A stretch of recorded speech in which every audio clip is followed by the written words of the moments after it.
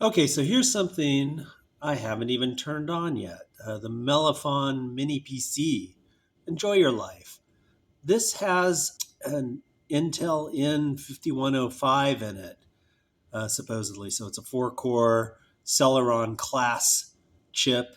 And really interestingly, like this was on sale for $100 with a, $10 off coupon. So I got this for $90, plus tax. Okay, let's plug it in. We'll go look at Amazon and see what it's going for today. But this could be a pretty interesting PC for 90 or $100. So we're going to take a look at it. Okay, I got it out of its box here, and I haven't seen a. Sorry about the squeaks. That's just my chair. Got it out of its box here, and I haven't seen any other reviews of this. So maybe I will go around the ports and stuff like a proper unboxing would do.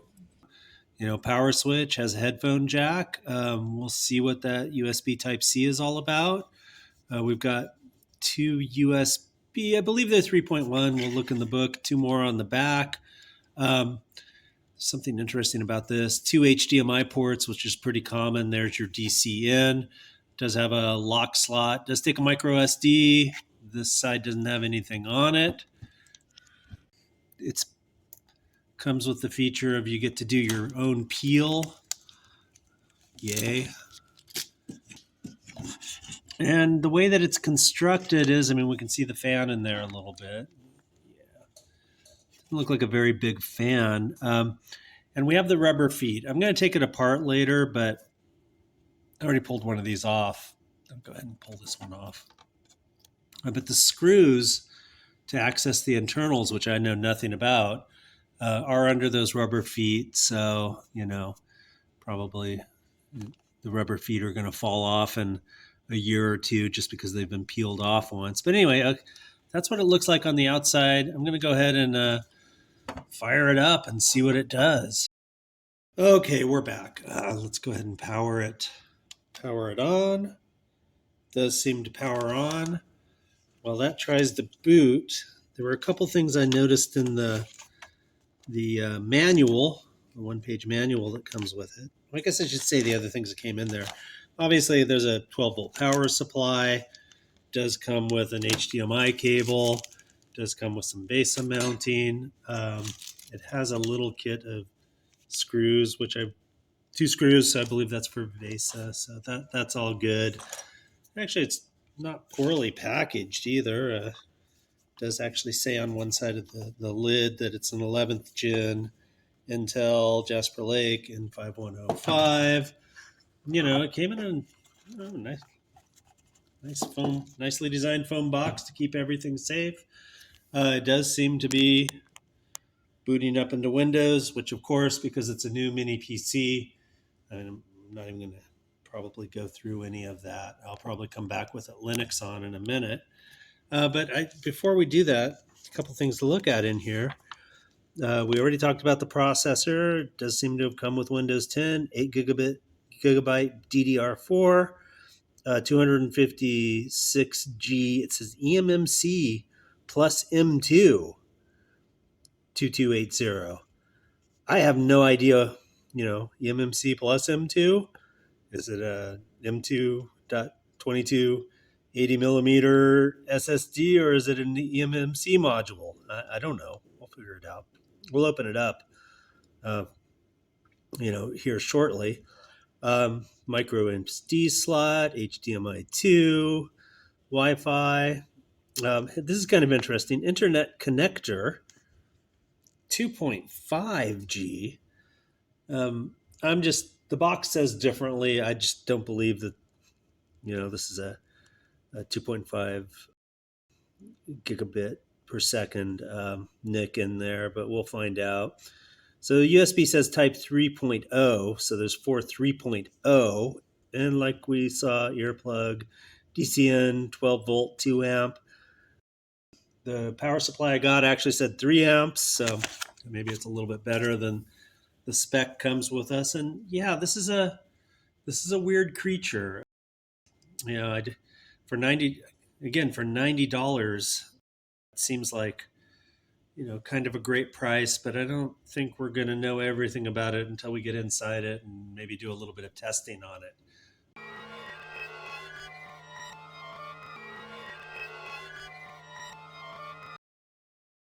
Okay, what we just saw was a total explanation for why Windows is terrible. That is just a dumb long installation for a new computer. But if you like Windows, hey, that's your thing. I'm fine with that, of course. But I can't wait to clobber this OS with Linux, and that will happen. The only reason that too much help from you. Okay, so let's go to Amazon. I will go ahead and log in and come back directly with Amazon so we can look at the price of this thing. So, a quick post-production note here. The price of this computer has fluctuated, sometimes $100, sometimes $110 with or without the coupon. And as you can see, it's currently unavailable.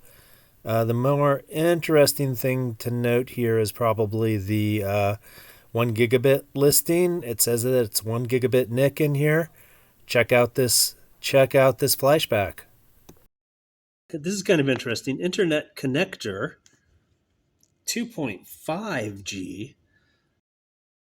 So the question is 1 gigabit Ethernet or 2.5 gigabit Ethernet? Let's see what I found. Oh yeah, before we go to Linux, you can see that we're connected at 1 gbps.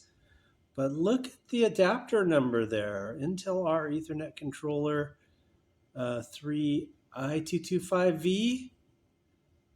You know what? This might actually be 2.5. Now, I'm not going to believe it until I plug it into a router that agrees with it, that it's the newer Intel 2.5 gigabit per second NIC in here. But my God, that's interesting if this is a around $100 computer with 2.5 Ethernet.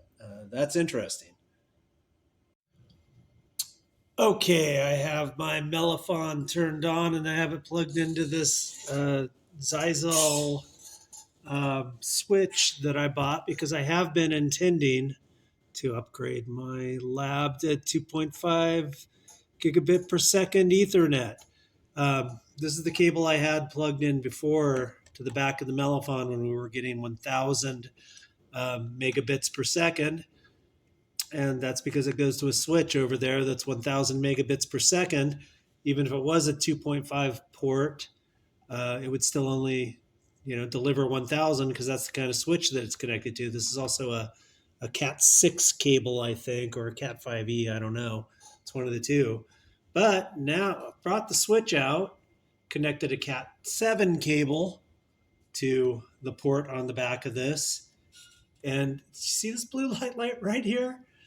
Blue is 2.5 gigabit per second. This is a 2.5 gigabit per second NIC on a 4-core N5105, which is it's surprising. It's advertised differently in the fine print on Amazon. It's listed as 1,000, but as we saw earlier in this manual, it says 2.5. We looked up the Intel I225, which means 2.5 gigabits per second. That's the NIC that's on there. I'm getting a blue light here. We're running at 2.5 gigabits per second. This just got a lot more interesting. Be right back. Well, this is super, super interesting. First of all, let's look at this.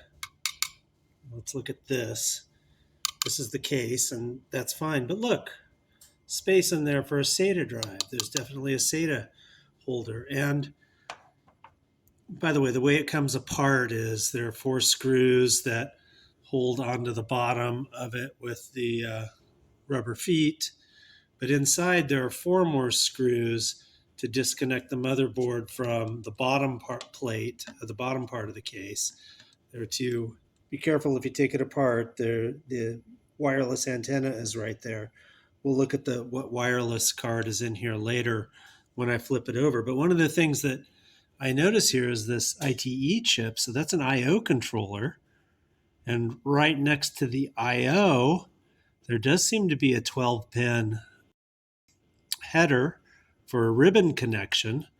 Now, when inserted into this, the ribbon connection is going to be on the fan side. And of course, the card would be on the other, but I think a ribbon card could come out of here and curl up and possibly connect to a SATA drive. So it seems like this comes maybe ready to receive a SATA drive. I'm not sure. I have never. I mean, I've seen these before, but I just don't know about this motherboard. But it seems like it with the right cable, you could connect a SATA drive to this. Now I'm going to go ahead and that's just about enough for me of taking that side apart. So I'm just going to carefully put that back in. There we go.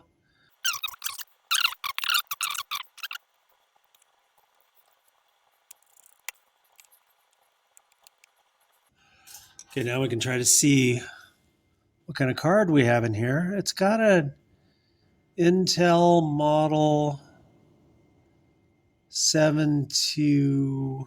Oh boy, my poor eyes. I can't quite make it out. Definitely an Intel card though. You can see some of the numbers on there. It looks like a 7265NG. I'm gonna look that up. Don't really care too much about what kind of wireless it actually has in it personally, but you can get some sense of that. The SSD is a SATA SSD. So M.2, it's an SCY. I've never seen that brand before, made in China. 256, so a little bit larger than we normally see.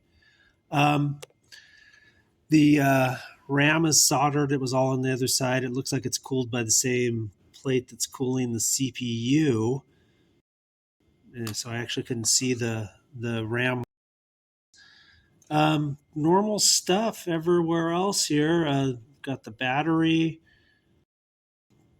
There's some kind of port right there. Seems to be like a LCD port or something. That'd be my guess anyway. So yeah, those are the internals. You could upgrade the wireless card if for some reason you wanted to. Looks like SATA goes in here. I will check to see if it will accept an NVMe drive here. I don't see why it wouldn't. We have a B+M key for the SATA, but in fact, rather than immediately clobber Windows off of the SATA, I'm just going to get another SATA drive. Another NVMe drive, and I'll see if it actually recognizes that. I'll put it back together. This is really so interesting. We just learned a little bit more about this. Okay, here we are with a 2 terabyte Intel 660p. So I booted off of the pen drive that I have the installer for Ubuntu on. And hey, no partitions to install on. So I ran LSPCI to see what our different PCI devices are on here.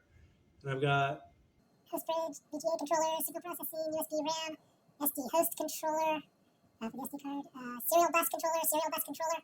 It's all Intel stuff. Everything on here is an Intel device. SATA controller, which is also Intel, serial bus, all Intel. It's all Intel. Everything's Intel. SD host, 2 PCI bridges, communication, serial bus controller, ISA bridge device, SMB bus, serial bus, network controller, Ethernet controller. The wireless is the 7265. Those were the numbers I was trying to read off of that earlier. Intel Corporation Ethernet controller I225-V Rev 03.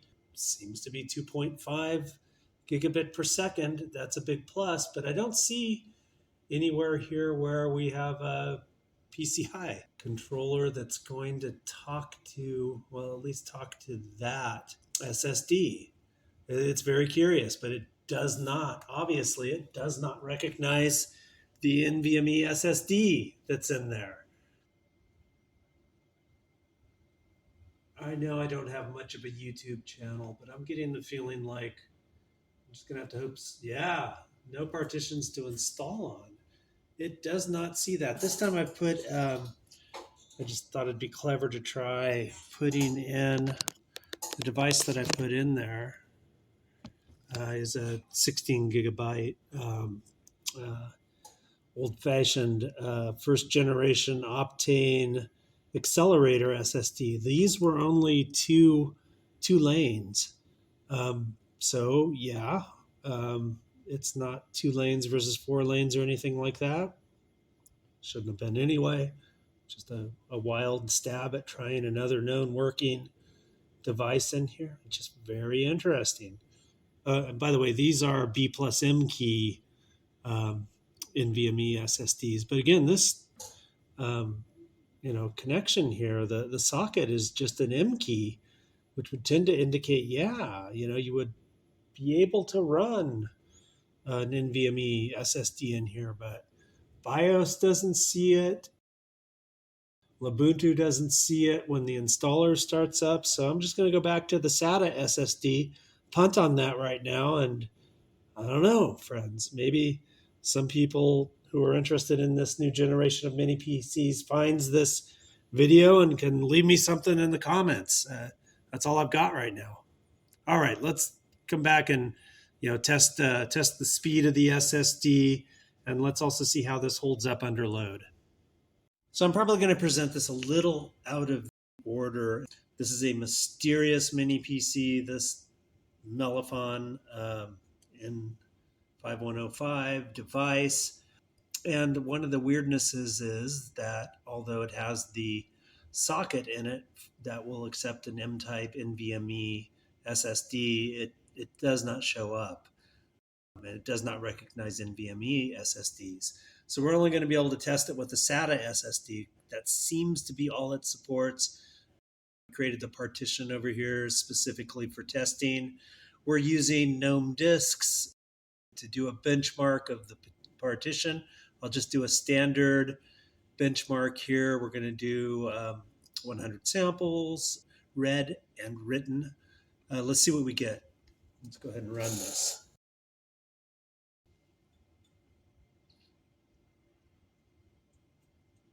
And here we have, completely predictable SATA 2 kind of, SATA 3 kind of performance.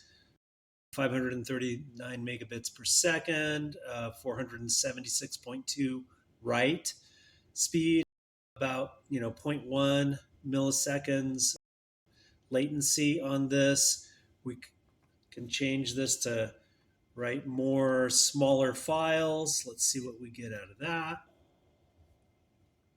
So it's a little slower, around 475 on the reads, around 386 on the writes.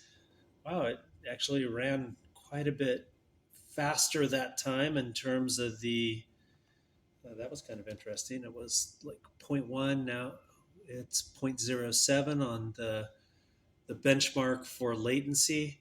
Let's do a few more samples. Let's really hit it. And it's running about, it's about 1.11, 0.10, almost to 10,000 there.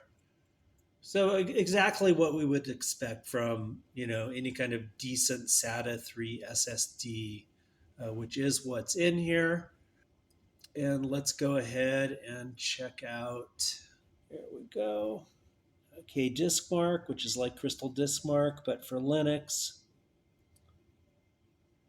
I'll speed this up.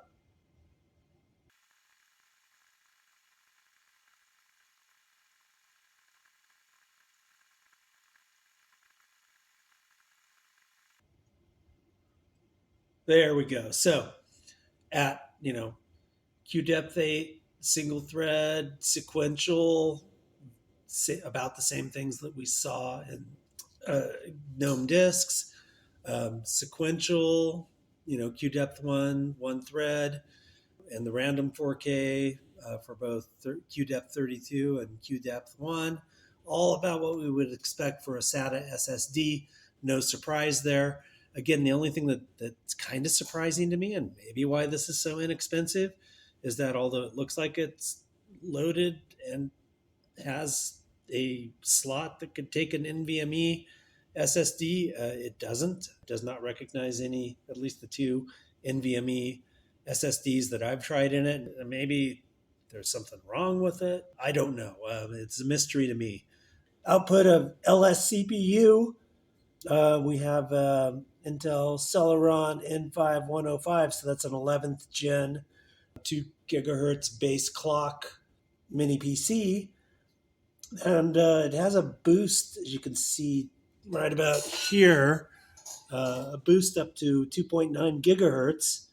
So one of the things we're going to want to look into is, how good is the cooling and how can it do it? So let's do that next. Run stress now. One of the things we want to do is look at this Celeron N5105 and see, how the cooling in this particular Melefon mini PC holds up. You can see right now we're running, all under a gigahertz on all cores.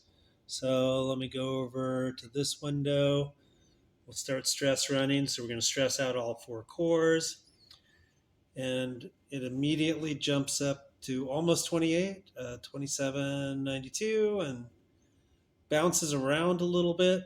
What we're going to do is, speed this up for about 15, 20 minutes. In fact, I'll just stop the camera at this point. We'll come back in about 15 or 20 minutes and see if it's hanging around, the 2.75 or so in the cooling on this Melefon mini PC. Okay, good. Well, I've had it up and running long enough that a pattern is kind of setting in that we could talk about. When it first started, it was, okay, so the turbo boost is 2.9 or 2900 megahertz or 2.9 gigahertz. So on all cores, full workload, everything at a 100% or close. What happens with this is that, it drops down as low as about 2730. There we go to 40. There we go into the 30s, right? But when it gets down to around that, it hit a 2.9 there. But right around when it hits that, it boosts back up to 100%. Oops. So that we can see that they get 100% usage. And as they warm back up again, it'll go all the way back up to about 2.79. There it is. And now we're back at 100%. But then it throttles a little bit. The CPU usage goes down to 99 point something, and it eventually gets around 99.1, 99.2. And when it drops all the way back down to about 2730 something, or 2.73. So, it has that kind of, it's all still very, very close to 2.9 gigahertz, which is the turbo boost. And it's boosting really pretty well for something that promises 2 gigahertz, running steadily over 2.7 gigahertz on all cores. Really isn't bad at all. It's on the par with the other Intel Celeron N5105 CPUs that I've seen. So all good there. Okay, so let me stress here. I'm not a tech YouTuber or creator.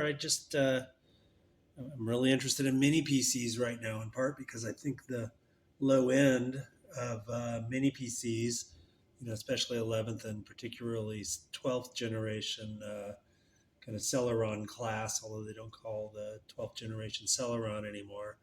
They're interesting. They're interesting. They're kind of keeping up with Moore's law, whereas the high end isn't. So the question here is, what is this mystery mini PC?